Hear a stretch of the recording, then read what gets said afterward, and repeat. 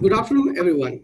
I'm Amit Dogra, a research intern at the Institute of Chinese Studies, and it gives me immense pleasure to welcome you all to another edition of Wednesday's seminar. The title for today's seminar is Comparative Assessment of the Greening Process in China and India. As the two Asian giants, India and China, are spearheading their economic growth, ecological concerns have gripped the policymakers to maintain a sustainable model of development.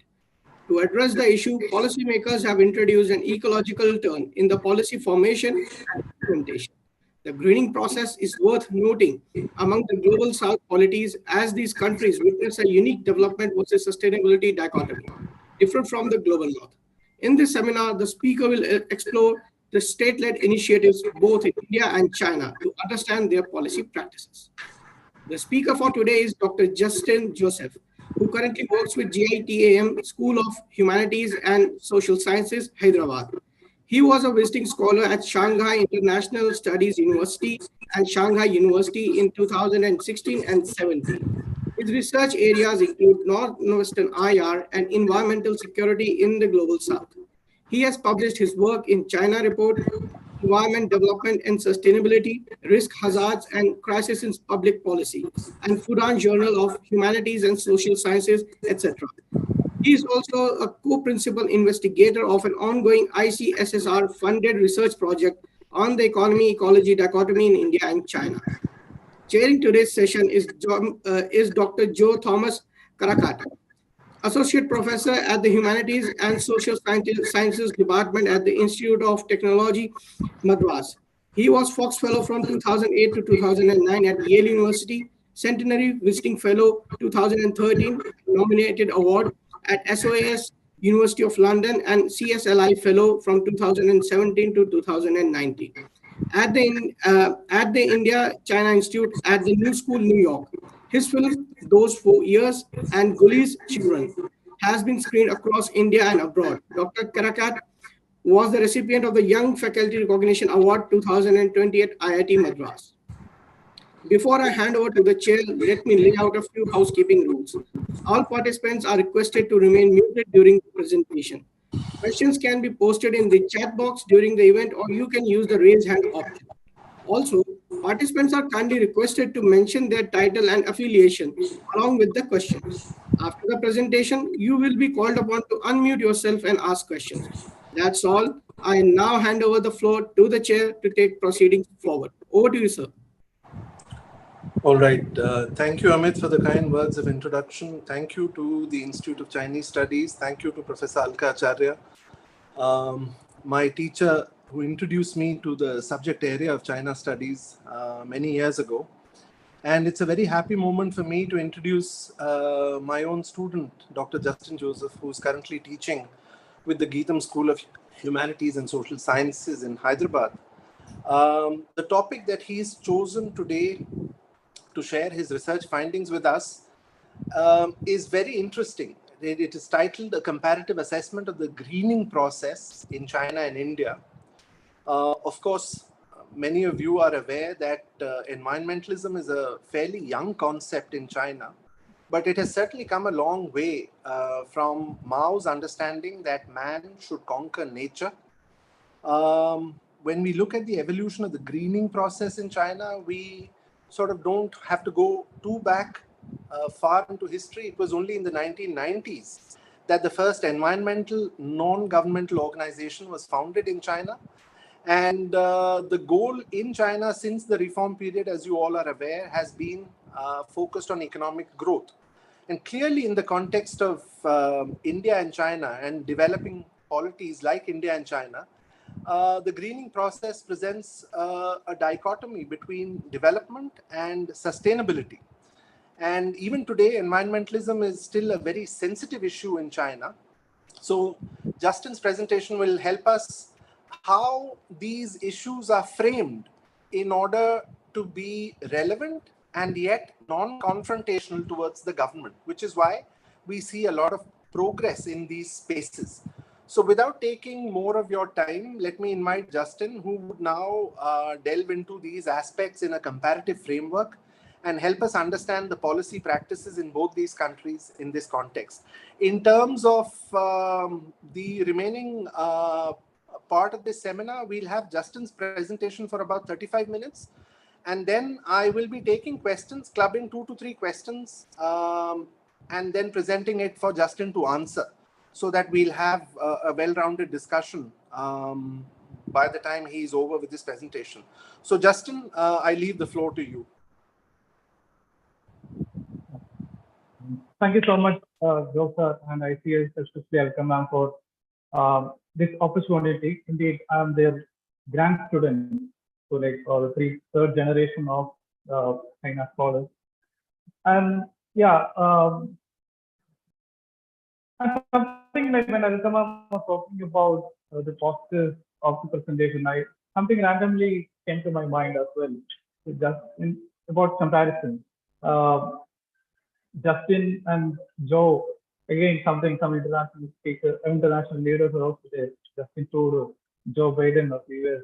So like some kind of things came to my mind. So let's start with discussion with some kind of comparison from, let's say, from my lived experience in China for like 13 months and my research on environmental aspects of India and China. I'll go to the details. Is that okay if I share the slide? Yeah, please go ahead. Yes.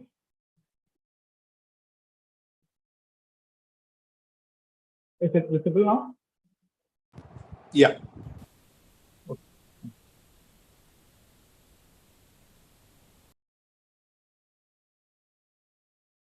So this will be my overall outline of my presentation, where I'll be having an intro part along with 2 cases to directly go to the field, what is happening out there, and I'll come back to the theoretical framework and explain 2 different domains, the China story and the Indian story.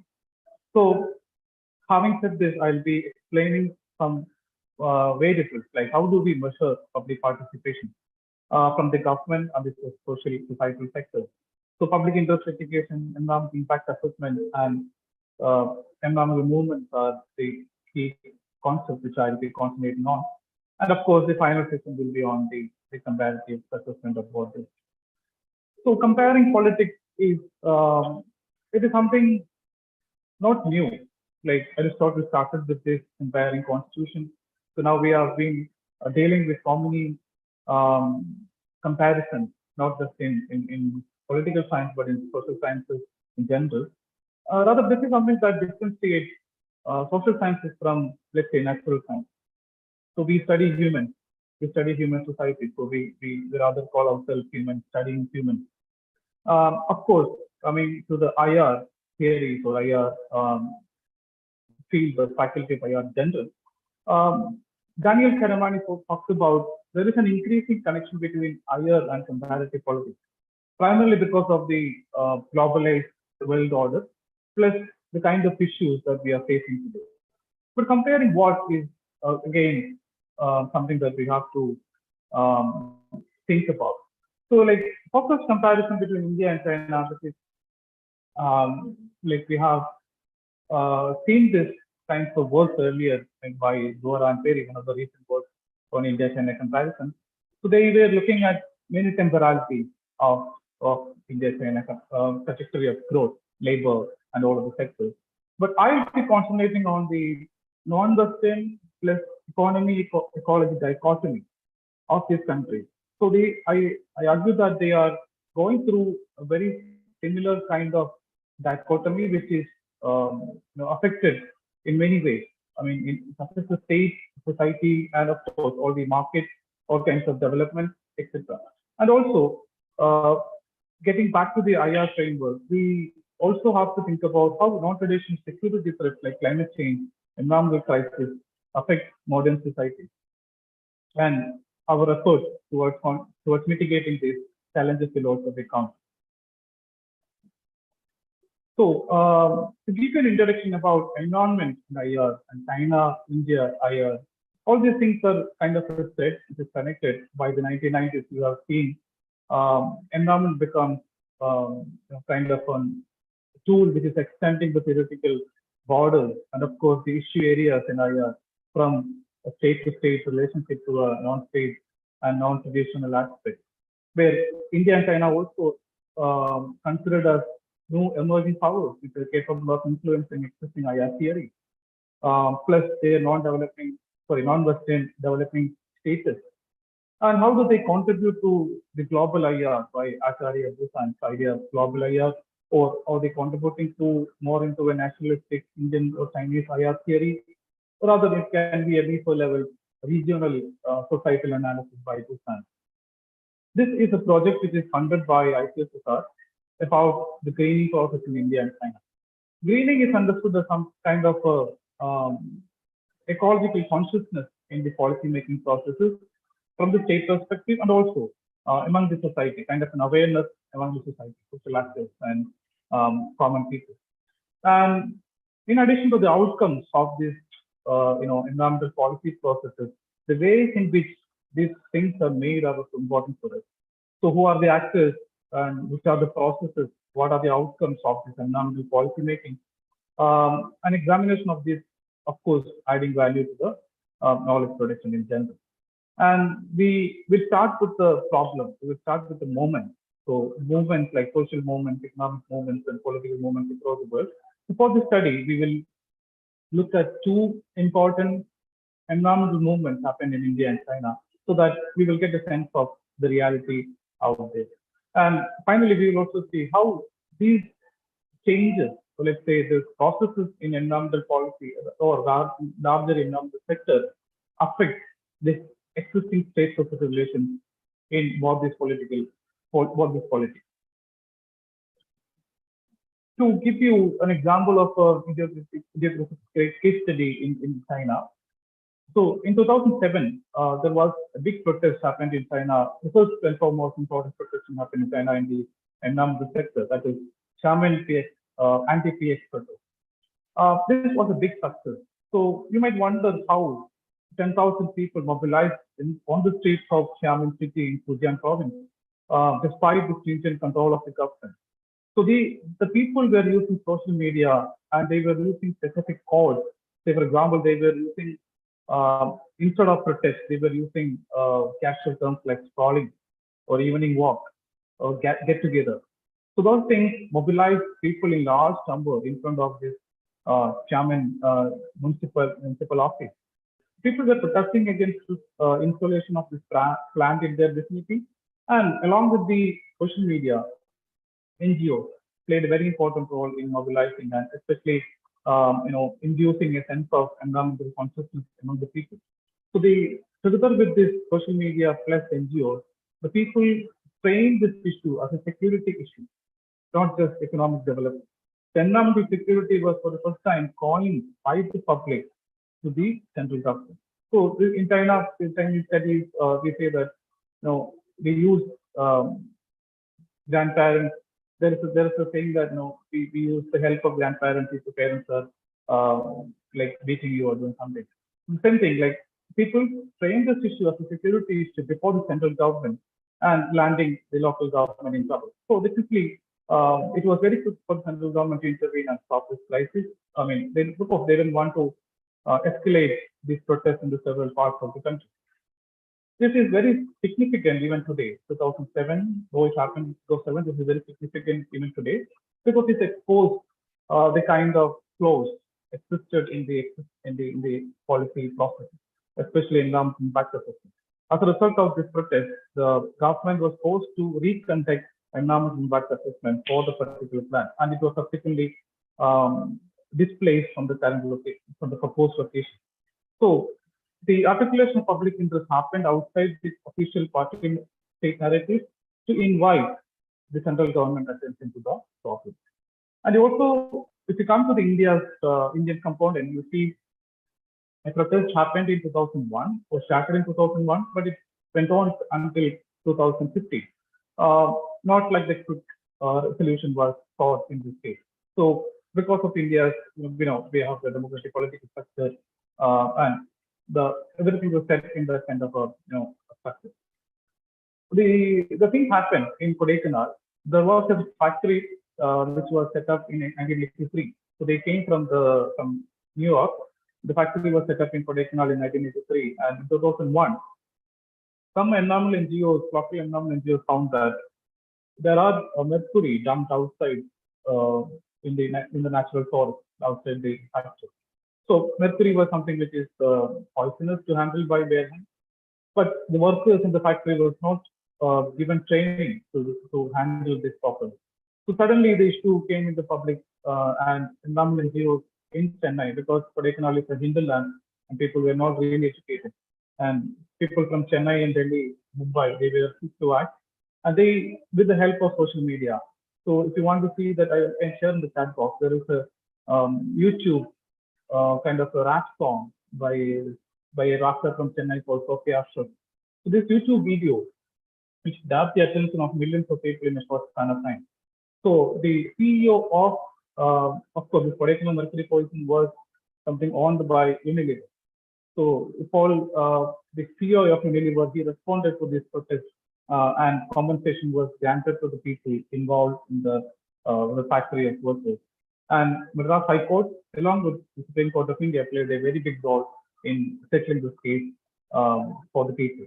And this is again significant. This is one of the first reverse dumping happened in any third world country. We know about our protests like our previous protests like Nambura Bachao, or even one of the first protesters in India, in the world, I think, third world. But Kodaikanal protest is something very significant for the not just for India, but the entire third world, and even for environmental justice across the world.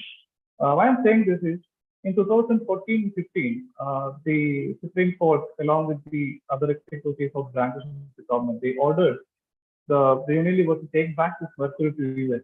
So though this was not coming there, this was not going back to their factory, they took back to this country where it came from.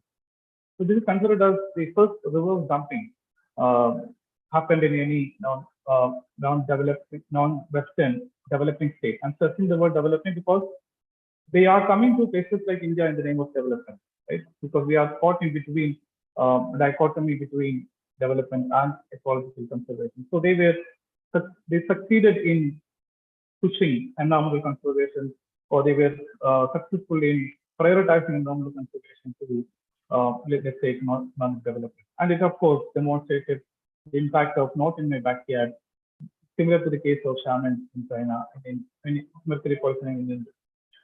So the outline of my research will have some basic things. So I want you people to remember. The state is going to be a significant actor in this entire examination of this thing. And in the case of China, you have to remind yourself about the adaptive capacity of the Chinese party state. So they see legitimacy in crisis, so that they resolve this crisis and they increase the legitimacy. They are emerging as the problem-solving agents of the Chinese system. And of course, how do they interact with the new actors such as NGOs, new media, or of course official legislative and executive bodies? Public participation will be viewed in this context of China and India. And of course, the important questions like why there are increasing number of non-state agencies in a non-democratic political structure like Chinese politics. Those questions are not really addressed by many, but through the examination of the environmental sector, we will see why there are the presence of NGOs despite this stringent party state control. Because we don't see this in the case of human rights. We don't see this in the case of religion. You see only in the case of environmental conservation.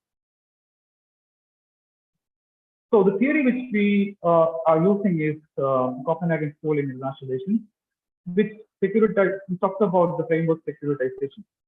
So this is something which is deconceptualizing the idea of security. So it talks about the horizontal widening of the security from, let's say, the state to human security, and the vertical deepening from, let's say, from the military sector to other sectors like environment. So securitization happens through a process. It's not like some fine morning securitization happens. It is happening through a specific process, a purposeful process, an intervention by somebody. So there are some actors in this process. So you identify the state as a securitizing actor, somebody who has the capacity to declare something under threat. So given the modern state system, modern social organizations, the political authority, they only have the capacity to declare something as threat. Take the case of COVID. So lockdown was implemented by the state, not by any other agency, any other actor. State has the capacity to declare something as threat. Right? So there are some collateral methods to be followed as part of this process. So along with the declaration of something as threat, they will adopt some extraordinary policy. It can be any policy implementation, it can be any behavioral change. So securitizing actors, a state, declare something as threat, and they will do the political leaders through state act, the performative exercise to grab the attention of the people, to grab the attention of known agencies or other states even, to execute this process. So we can call it a prioritizing thing. So normally you're lifting something from the low political concerns to higher priority, higher security priority. That is what you can simply call securitization. Bringing something from low politics to high priority political relevance.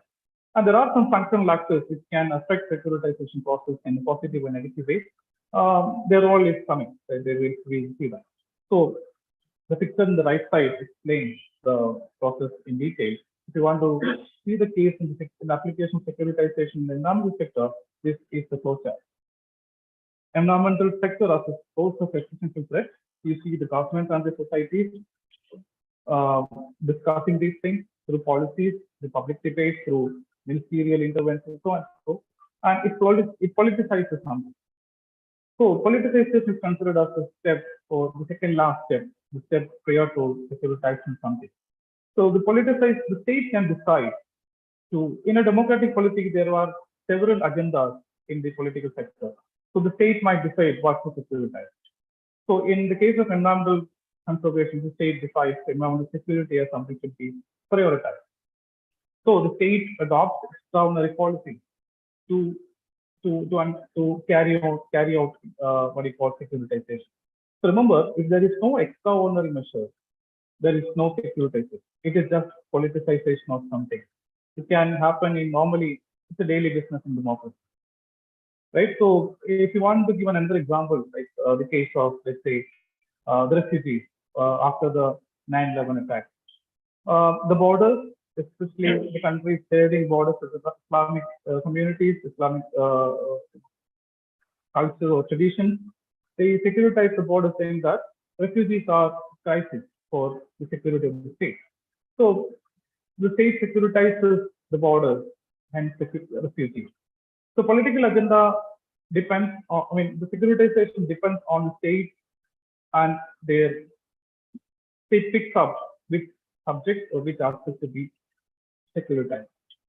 I'm not going to the details. This is because of the issue diversity in the researches in IR. We have so many methods to be adopted, like the course analysis, case study method, process tracing, and in this case, interpretive analysis, case type is also something very vital. I approached people, especially if you are doing research, some of you will know, like there are several factors you have to take into account. So because of the Guangxi network that you have among the Chinese resource persons, especially in the field of research, we have to, this is one of the most suitable sampling that you can, any Chinese researcher can, somebody can do in China can adopt to. Like you reach to other people, those who are suitable on the basis of your research on China. Going into the details of the Chinese experience, there is a significant change both in the behavioral patterns as well as policy implementation of the Chinese state. If you see the history of modern China, Mao, of course, due to the Cold War period and because of the poverty, Mao was forced to wage a war against nature because they don't have other resources, or only resources was to exploit nature. I mean, where the nature was considered as an antithesis to environmental conservation, let's say that. And if you come to the reform period, Deng and Jiang Zemin reform and Deng's famous travel to the south, it pushed economic development and it completely neglected the nature. But when you come to the Huan period around the turn of the century in the 2000s, the political administration takes something, it started politicizing the environment sector. They introduced concepts like harmonious development or scientific outlook on development, which is trying to balance economy and ecological development. When it comes to the Xi period or the Xi Li administration since 2012, you see there are proactive steps to securitize the environmental sector. So the people, the state leaders and national people's council leaders also talks about kind of a war against pollution. So Li Keqiang famously in 2014 delivered one of the speeches, and he talked about the importance of waging a war on pollution. They also incorporated something called ecological civilization into the Chinese constitution in 2018. And one of the most recent examples that underlines securitization of the environmental sector is the incorporation of non-traditional security into the GSI, the Global Security Initiative, something which is done by one of the first state to do that. So they consider non-state, except NATO. I don't think any state initiated a global security outlook on the basis of traditional plus non-traditional security threats. And we're going to see the policy-making sector in China is becoming more plural than before during the Xi period. I'm talking about environmental sector. So you see the traces of NGO activities and new media activism in the field of environmental sector, along with the party-state dual governance structure. And I have identified some of the extraordinary measures. So why do we say Chinese political system securitizes the environmental sector is that it adopts some extraordinary measures when compared to the previous period.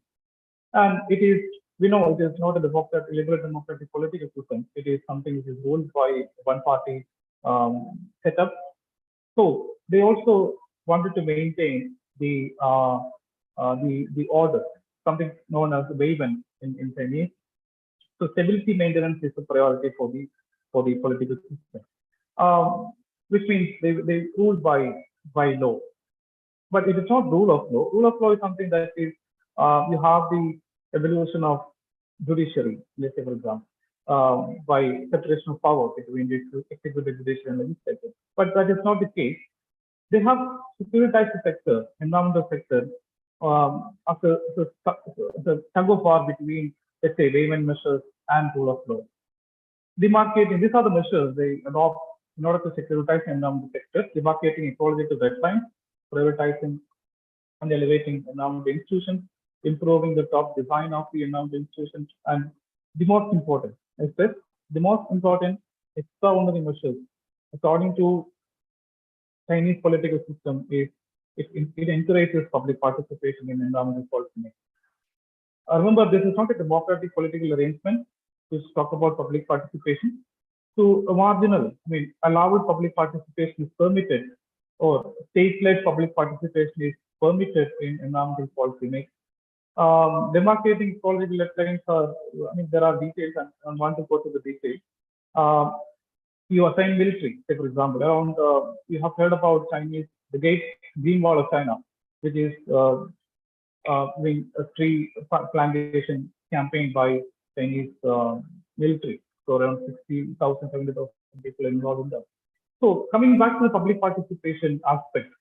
So you see public participation in environmental sector in these three levels: environmental impact assessment, PIL, and of course, outside the party state narrative, you have the movement on the street.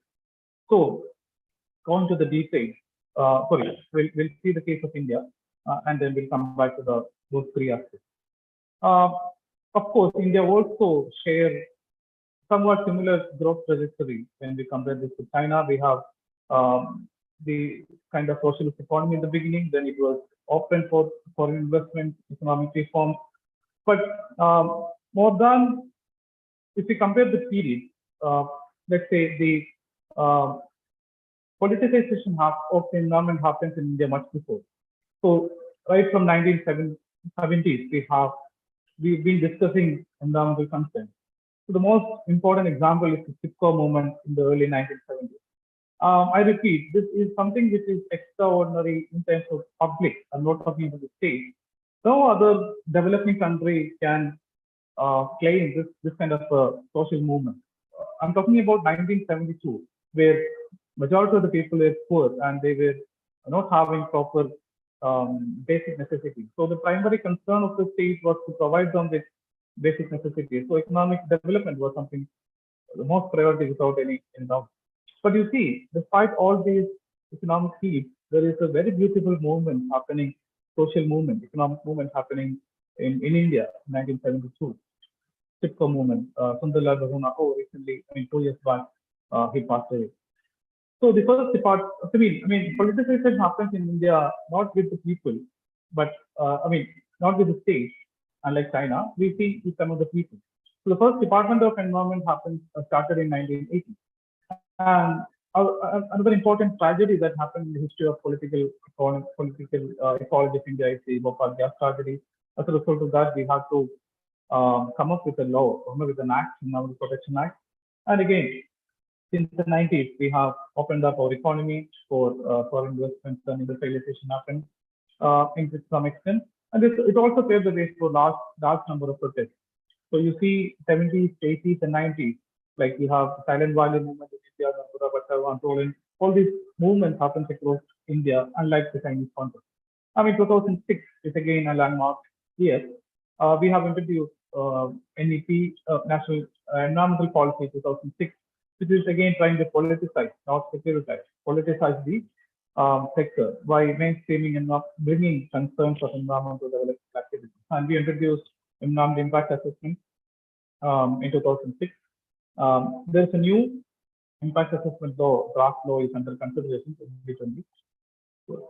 And public interest litigation, of course, India has a long history, we'll go into the details. Above all these things, there are movements happens in 80s and 90s, consistently happening across, despite the diversity of local regimes in this country. Everywhere you see the movement. Yeah, we'll go to the details. So if you take environmental PIL,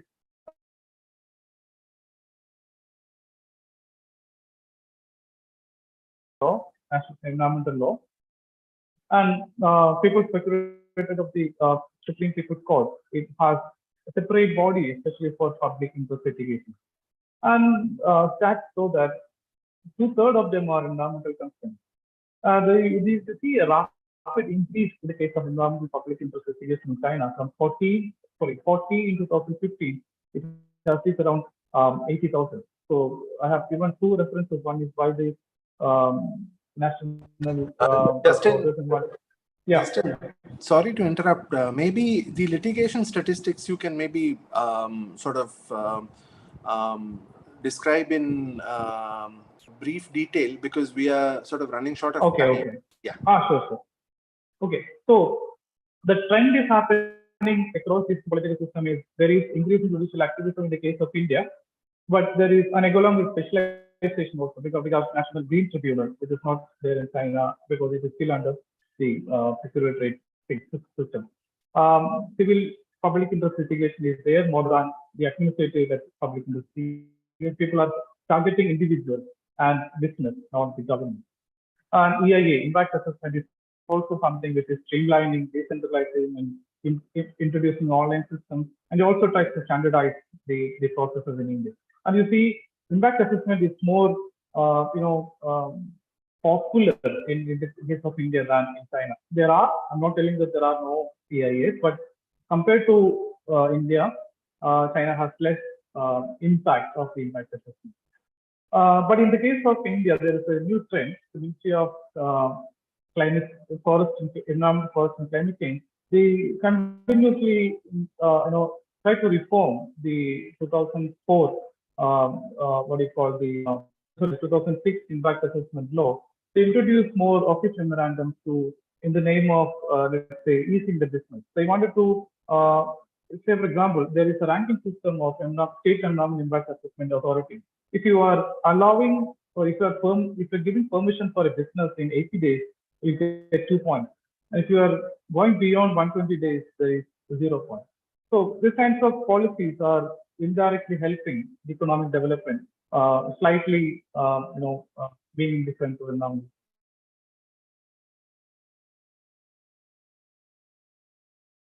Because 22, 36. And the final aspect is we are going to compare the social movement. So advocacy NGOs in India and China work in different political setups.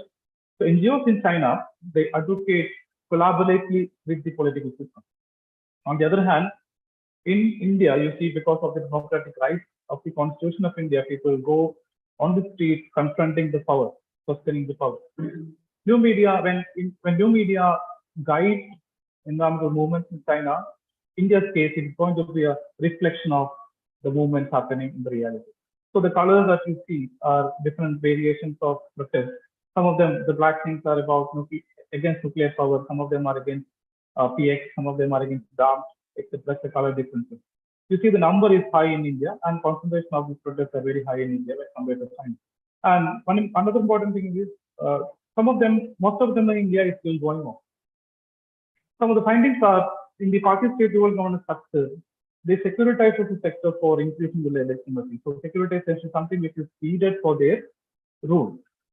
And they do this by top-down implementation with policy as well as behavioral exercises and speech acts, legislative reforms.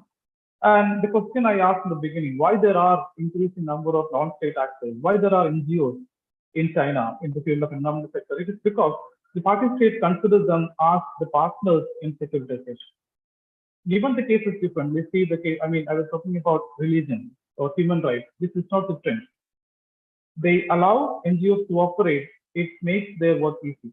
So that is, they consider NGOs are the partners, the supporting factors in the process of securitization.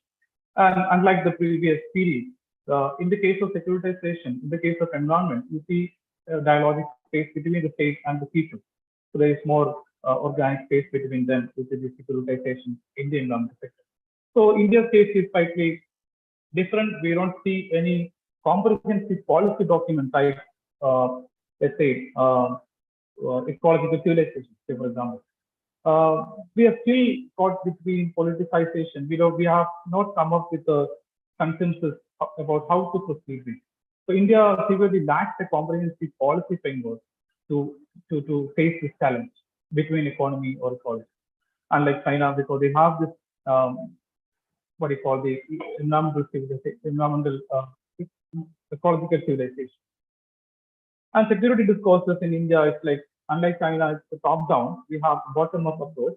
Since the policy implemented by the government are sometimes problem, they are met by force implemented the public. And because public carry more sense of, the social awareness, political awareness, and environmental consciousness is high among the general public in India.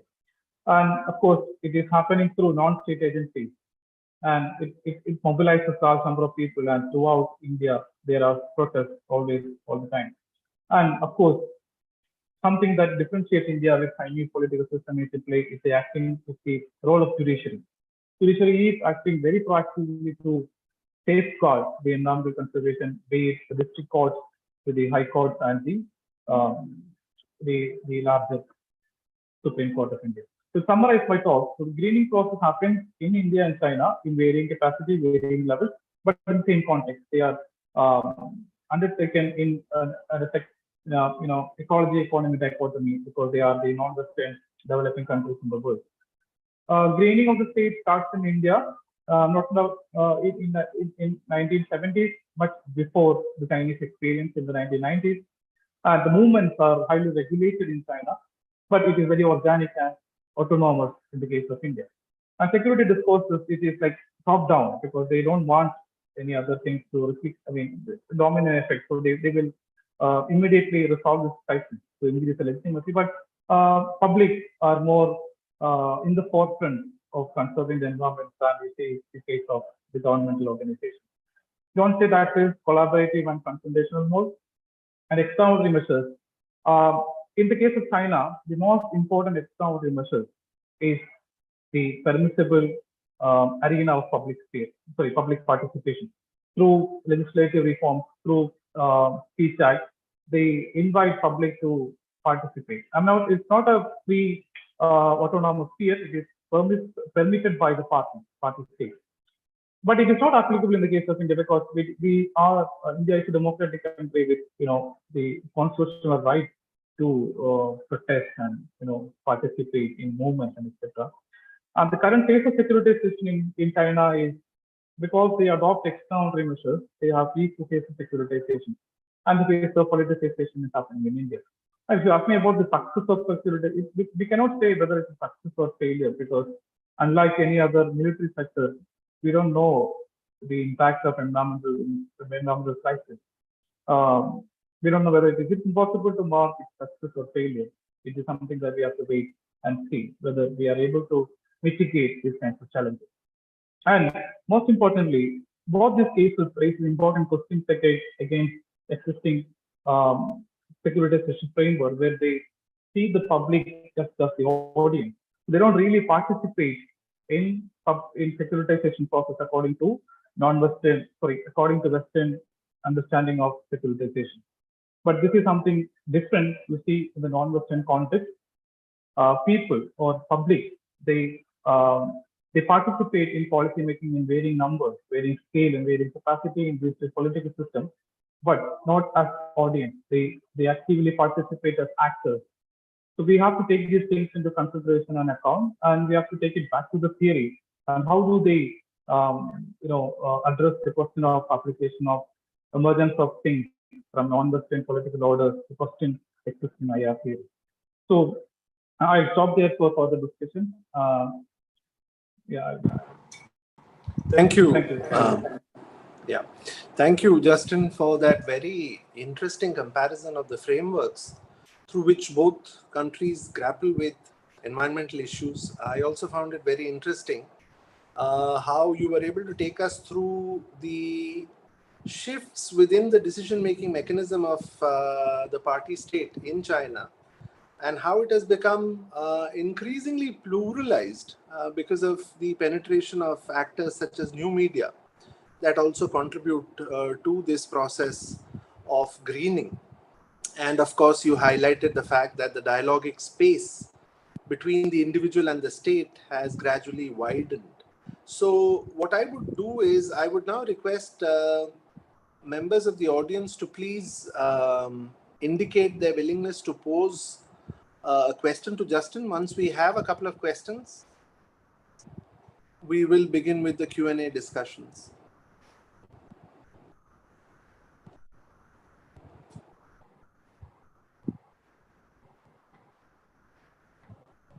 All right, till the time the audience warms up to posing some questions reflecting on Justin's presentation, maybe Justin, you can begin by discussing a little bit about how mass protests may have increased over the years, even within China, and maybe some of the strategies you were mentioning that impact assessments have been recalled. There have been fresh impact assessments of various projects as a consequence. How has that worked out beyond Xiamen, for example? I am sure you have other cases which you have previously also talked about, like in Kunming, for example, or elsewhere in Guangdong, for example. So maybe a little bit on that till the time we have. Yes.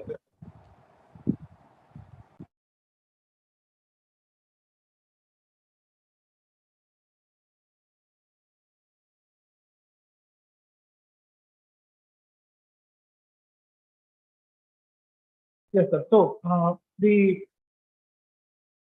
Xiamen was kind of the model protest. So inspiring from Xiamen, there were protests happened in various parts of China, various parts of the country.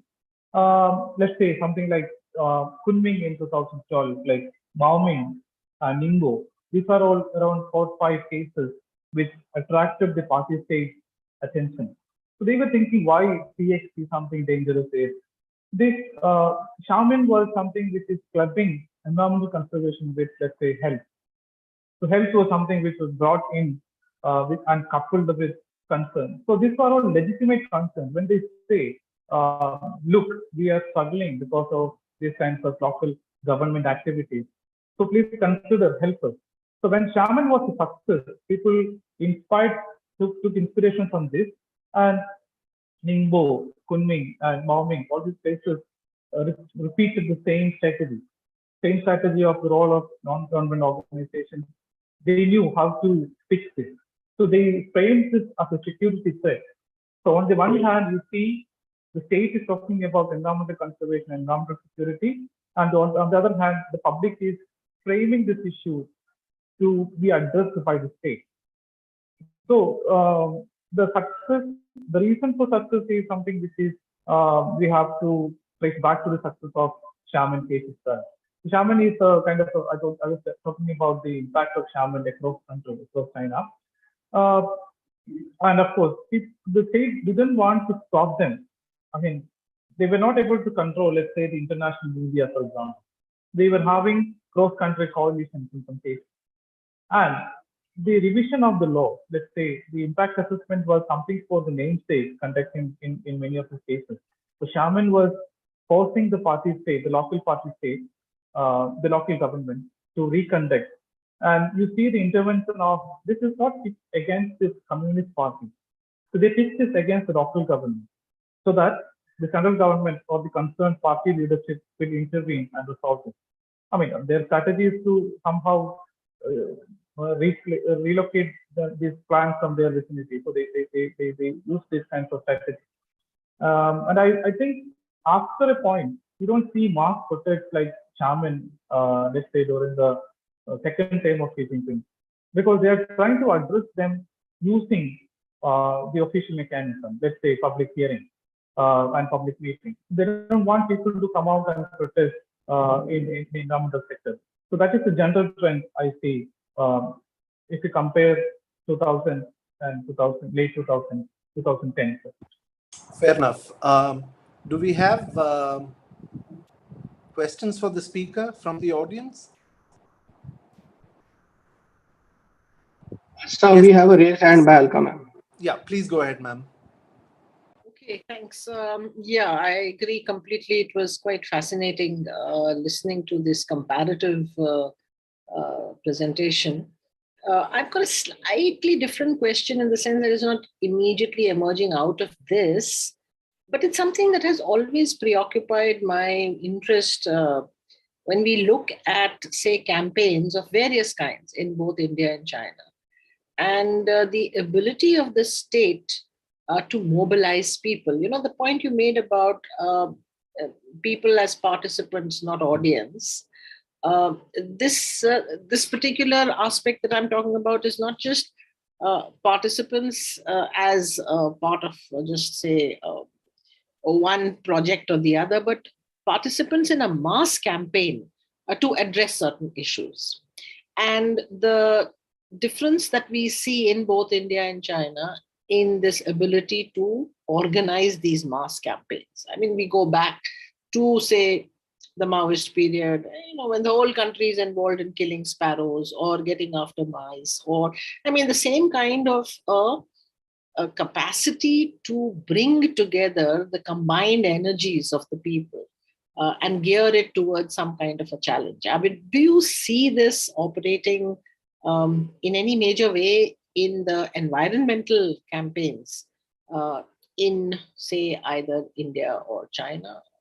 Here we've seen individuals inspiring people. So like you mentioned, Bahuguna and the, the Chipko Andolan and things like that. But those are very, I mean, they are outside the state. They are more of, let's say, indigenous movements coming out of people who are seeking to protect their land and their livelihoods or their environment. But here we are talking about the role of the state and how they are able to channelize. So I wonder if you have some thoughts to share on that. I mean, you were asking about mass movements, and I was looking at how the state activities interact with the bottom-up concerns. So if you see the case of, let's say, because we are fitting it in the economy ecology dichotomy, so that is the starting point. And there are some movements people oppose securitization as well. The classic case is the conservation of Western Ghats in India. Western Ghats, despite its massive landslide, massive 2018 Kerala flood, people on the Ghats, they say that they need development, they need hospitals, they need colleges, they need healthcare facility, all such things. So it's a question about like who is affected. As you were pointing out, individuals motivated by the concerns towards the environment is like, I don't know whether we are severely lacking some kinds of education maybe in our schools.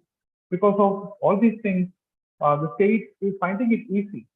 The state doesn't have to spend a lot of things to say destabilize these kinds of protests. We've seen in the case of India, there are many protests which stood for several months, but again, it was difficult for the mobilizers to hold them to one banner. All these things happen. The same thing happens in the environmental sector as well.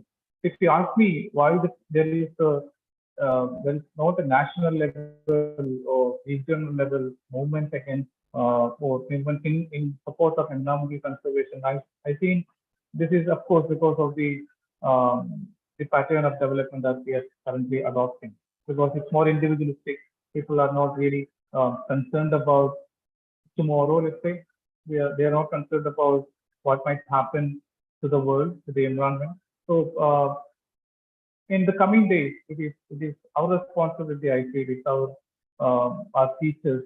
I think we have to educate, the students to have some consciousness about this kinds of development, whether it is state doing or whether it is somebody private doing.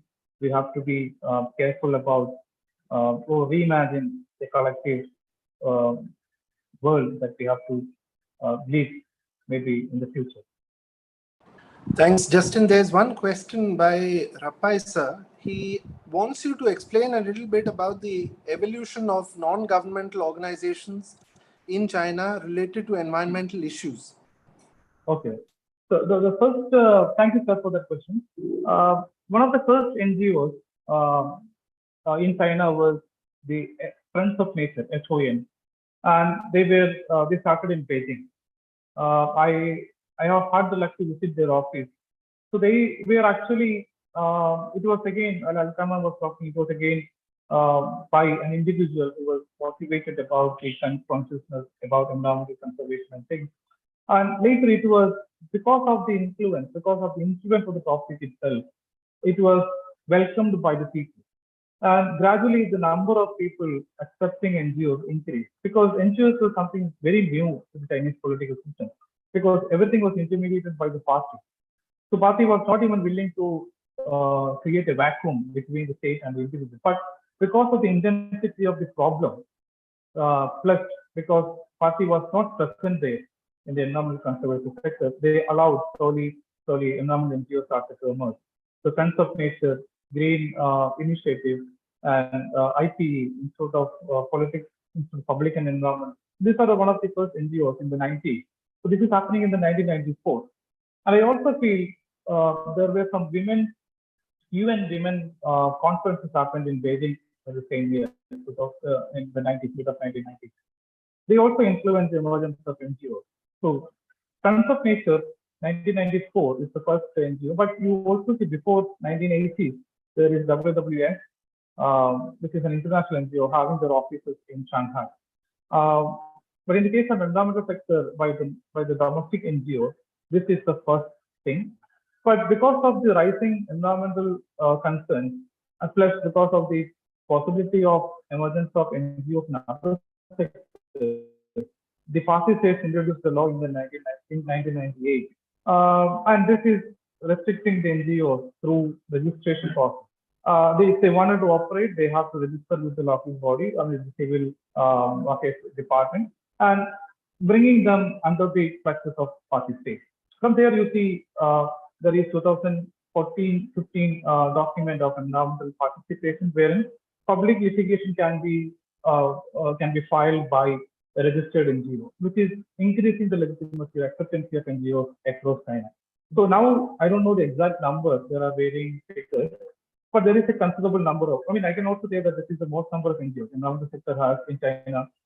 Is something which is very very impactful in both among the people and in the policy level.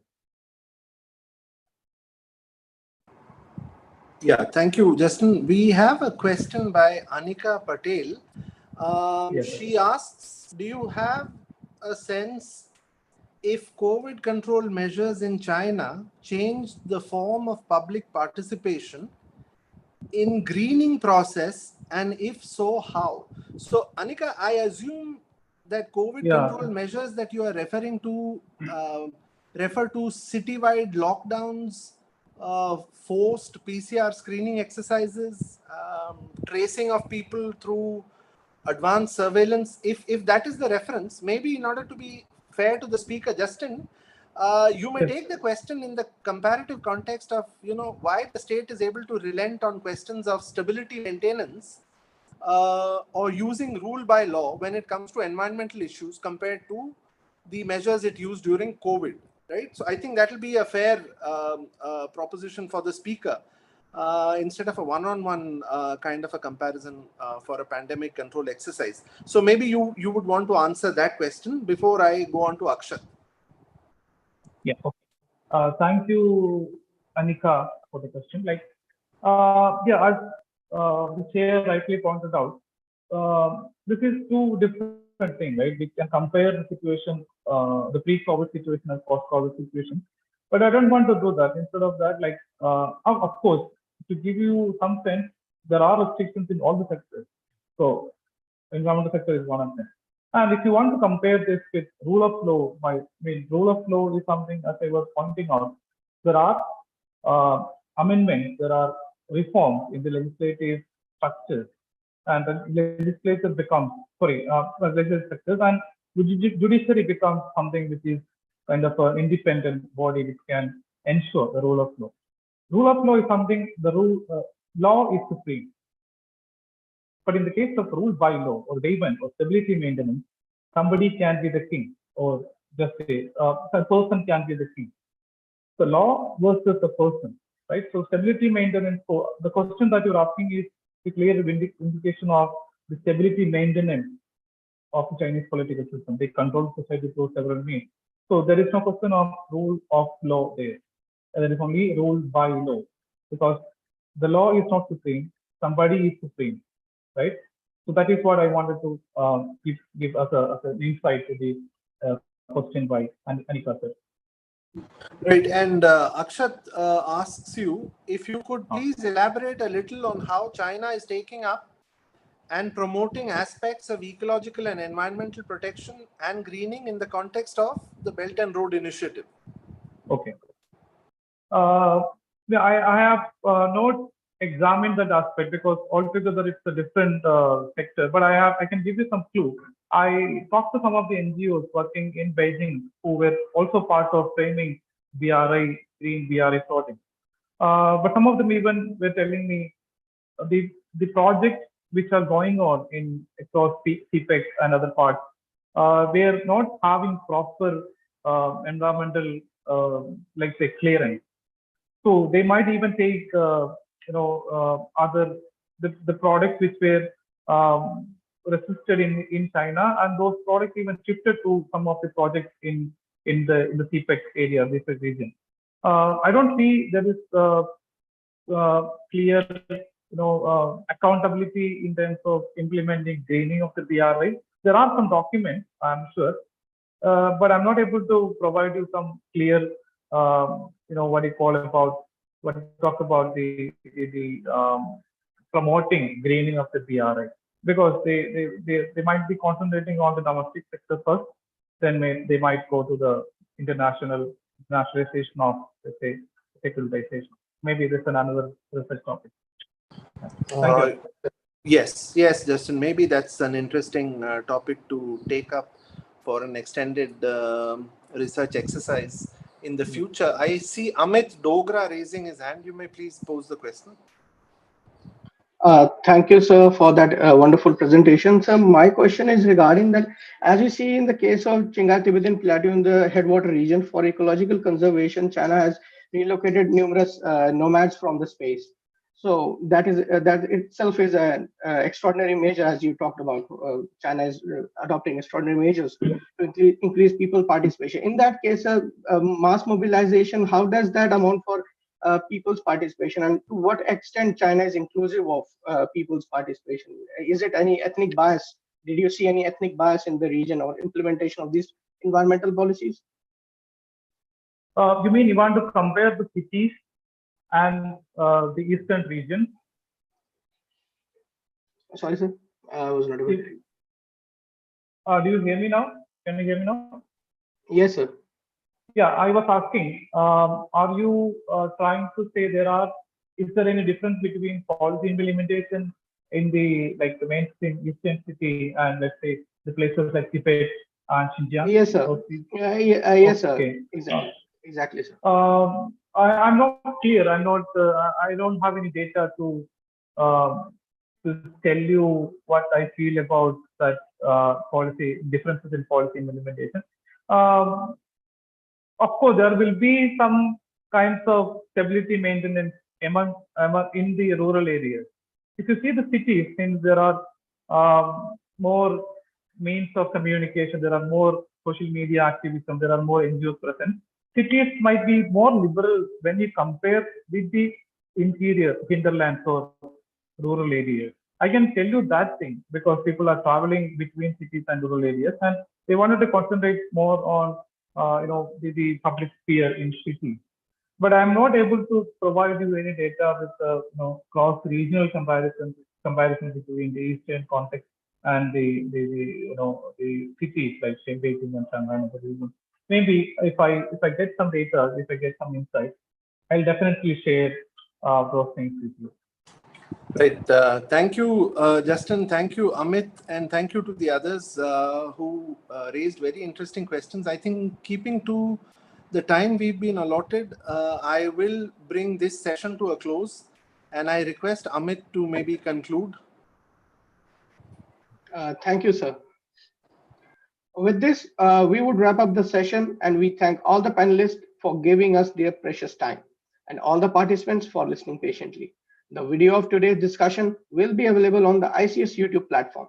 We would like to welcome everyone for the next Wednesday's seminar on a decade of the BRI, impact, implications, and challenges for India. We at ICS conduct seminars every Wednesday. Information related to the same will be available on the ICS website, or you could also subscribe to our newsletter for regular updates. Thank you.